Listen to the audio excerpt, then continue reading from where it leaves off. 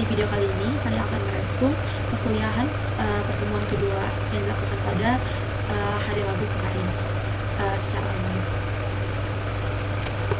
Setelah masuk pada materi, yang pertama dosen kami menyampaikan beberapa istilah hukum internasional di berbagai negara, seperti di negara Inggris yakni penyebutannya adalah international law, di negara Prancis yakni droit international, dan di Belanda yakni Volkenrecht. Adapun istilah-istilah lain menurut Prof. Septriadi yakni terdapat public international law, law of nations, yang ketiga ada interstate law, yang keempat ada hukum transnasional, dan yang kelima ada hukum perdata internasional. Salah satu peristilahannya yakni terdapat interstate law, tetapi interstate law ini hanya relate jika digunakan hanya untuk subjek hukum internasional yang negara saja. Jadi karena sekarang subjek hukum internasional sudah meluas, jadi sekarang hukum internasional subjeknya terdapat kayak ada subjek negara dan non-negara, subjek Vatikan, dan organisasi internasional seperti Kepala Merahan atau ICRC.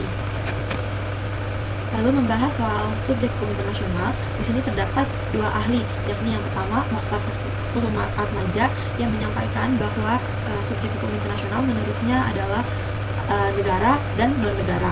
Adapun menurut John O'Brien, subjek hukum internasional adalah subjeknya adalah hanya negara saja, yang bukan negara menurutnya adalah derivatif atau turunan daripada negara.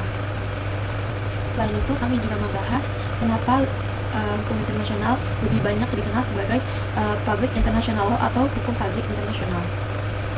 Disebutkan bahwa penggunaan public international law dikarenakan hukum internasional lebih banyak mengurus permasalahan publik daripada yang lainnya.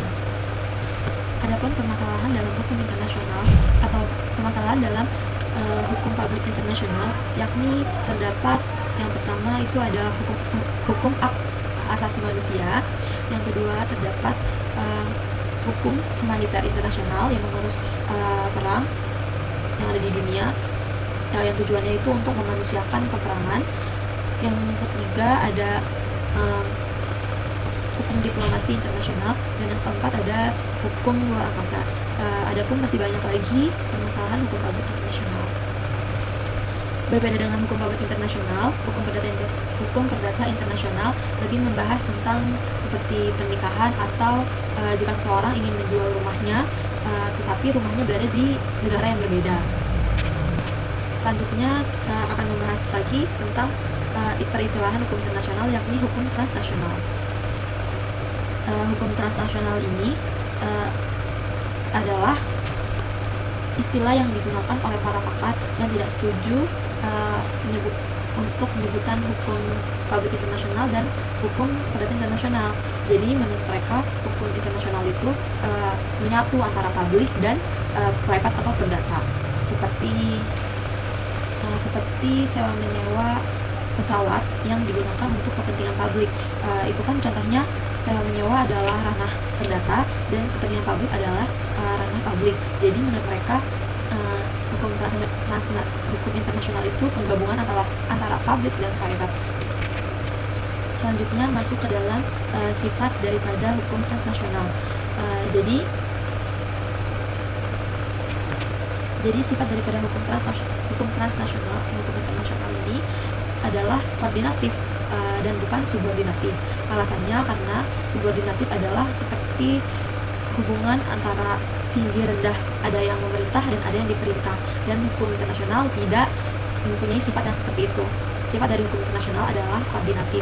Sifat koordinatif itu seperti adanya kesamaan. Hukum internasional itu menganggap semua sama di mata hukum internasional. Negara-negara itu semuanya sama di mata hukum internasional. Mungkin hanya itu yang dapat saya sampaikan. Kurang lebihnya saya mohon maaf. Assalamualaikum warahmatullahi wabarakatuh.